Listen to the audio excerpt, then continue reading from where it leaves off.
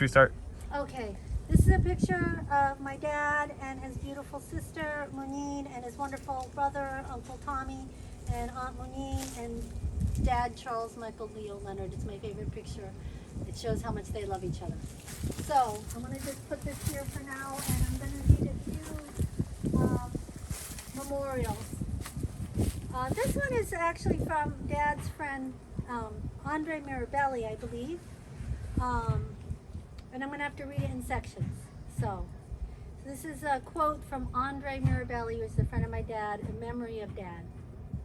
I overlapped for many years with Charlie as PhD students, teaching assistants and office mates at Boston University, becoming quite close friends. He was one of the most insightful comments on the strictly physical results of my theoretical physics dissertation. His enormous intellectual drive was always obvious. I was especially impressed with his efforts to illuminate possibilities for alternate arithmetics, which he actually accomplished. By the way, I am interjecting. His search for a system with multiple multiplicative inverses still often comes up in discussions with my mathematician son, and with his results regarding relativistic spinning objects. If their periphery were moving at the speed of light, their tensions can remain finite, and then angular boosts of their innards creates extreme realms of classical weirdness. My multi-year experience writing and publishing our paper, quote, Sound Drops, which I still have a copy of, regarding the trajectories of a sound wave in the presence of gravity remains unforgettable. The results were impressive. When you yell at the sky, it can be shown that the sound does not fall back on your head. He contributing the bulk of the intellectual effort, but the form that he wanted to express them in was extremely unusual, including ending a physics article and a poem. Sound drops. After much back and forth, we agreed that we would submit it in his preferred form, and I would get to control any further. I've got to go to the next page, sorry.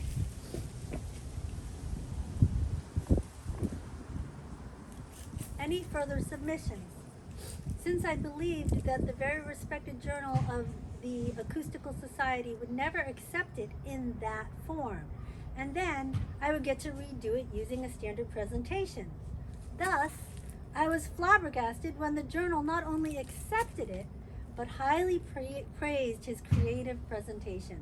Dad was willing to go outside the box, is what Steve's saying. Over the ensuing decades, I always relished my sporadic visits to see him in Boston, even when lunch consisted of each of us eating tuna directly out of a tin in his living room, while pursuing the secrets of the universe.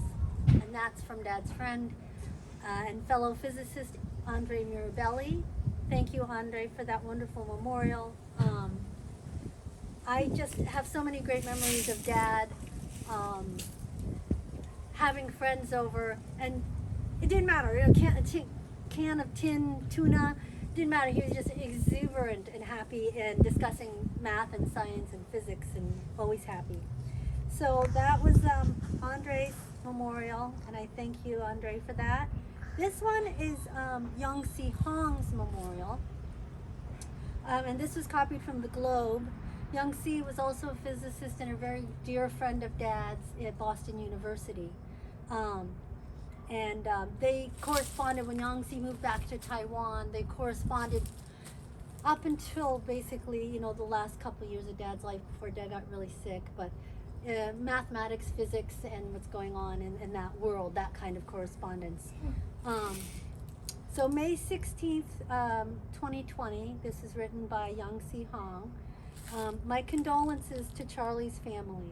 I met Charlie in 1979 when we were graduate students and teaching assistants at Department of Physics in Boston University.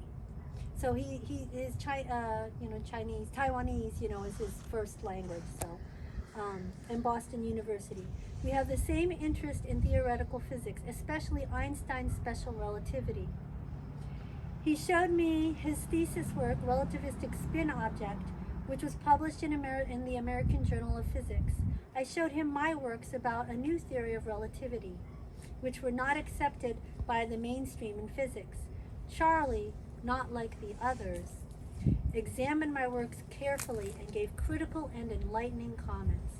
This indicates that Charlie is not only a brilliant but also an open-minded person. Moreover, Charlie is a person of good heart and generous to his friends. Soon after I had a PhD degree, Charlie and I had a joyful trip to the Grand Canyon, which I am going to share pictures with people of that. That's a great time. My dad loved that time. Las Vegas. Because of his considerable planning, Dad planned it all out. Then I found a teaching job and went back to my country, Taiwan. In the period of September 1999 to June 2000, when I was in sabbatical leave to do researches at the Department of Physics in Harvard University, we met again. Charlie introduced his friend Barry Bruce to me, and we discussed Bruce's work on the infinite universe and my works. At the end of my sabbatical leave, I went back to Taiwan. Since then, we have continued discussing problems of my works by mail, and with his help, I published many papers related to the new theory of relativity. Words cannot describe how grateful my gratitude is to Charlie Leonard. Charlie is always in my heart. And this is from Yang-Si Wang in Taipei, Taiwan. So that was, again, another very dear close friend of my dad. And I thank you, Yang-Si, for that lovely and insightful memorial to my dad. And then this one is Aunt Muneen's, and I'm gonna have to find Craig's and Uncle Tommy's and Barry's after the fact, so this will be the last one for now. I know you guys are freezing. I can see it, your little noses are getting red and watery, so it's okay. So so let me read this last one, Aunt Muneen's, okay? And then we can go in and warm up a bit, and then I will read the other ones. Okay, you ready, Paul? Okay. So this is from Muneen Kloffenstein, Charlie's sister. Another remembrance. It says, "Sadly, I am now the oldest first cousin of all the children of the original 12 Socia children. My mother, Raffaella, was the oldest of the other 11 brothers and sisters. And as cousins, many of us keep close through the years. Our family reunion at Bethany Beach, Delaware has produced so many great memories, and Charlie enjoyed the times he was able to attend. I also will remember our cross-country trip and back in the early 60s. We belonged to the W.E.B. Du Bois Club, and we were invited to a large gathering in San Francisco, mostly college students from all over the country. We spent the week coming up with goals to work on poverty and ending the war in Vietnam and helping the civil rights movement. The people of San Francisco offered us their homes, free of charge, for an entire week. Charlie just loved being part of the discussions. We then went down to our wonderful Aunt Mary and Uncle Frank's home, where we were always warmly greeted. It's amazing how they never hesitated to open their home to this large group of relatives and college friends, students and friends. We occupied their time with all we had learned from our conference. Charlie and I were always grateful for their hospitality and the stimulating intellectual discussions with them. We then had a wonderful cross-country trip to see the Grand Canyon. I've got to go to the next page, sorry.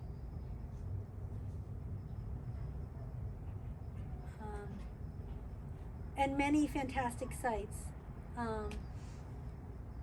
Charlie was always respectful and protective as my older brother, because again, this is Aunt Muneen, your aunt, my aunt, your great aunt.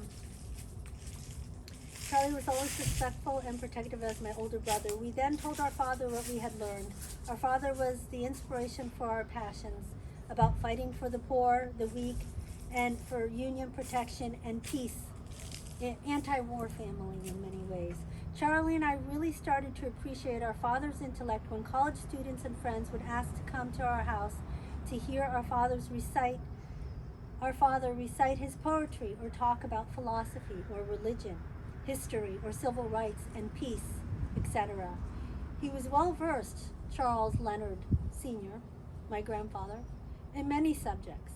He had a voice like Richard Burton, and it was such a pleasure to listen to him recite his poetry and the poetry of others. And that's Aunt Muneen's memory, and we're going to stop there and re-up again at another time some because more. no, it's cold and everybody's noses are running. I have, No, we can go I in. have like literally 5 No, letters. no, we can go back in for now. Okay, Paul?